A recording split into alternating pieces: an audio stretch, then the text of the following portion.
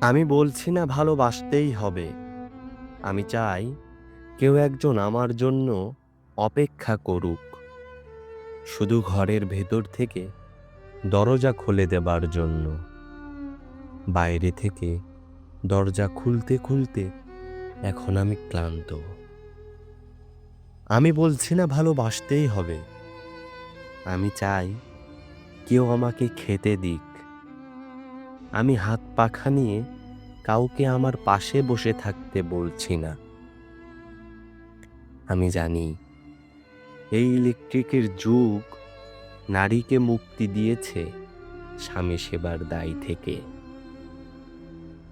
আমি চাই কেউ একজন জিজ্ঞেস করুক আমার জল লাগবে কিনা, নুন লাগবে কিনা, পাট শাক ভাজার সঙ্গে আরো একটা তেলে ভাজা শুকনো মরিচ লাগবে কিনা।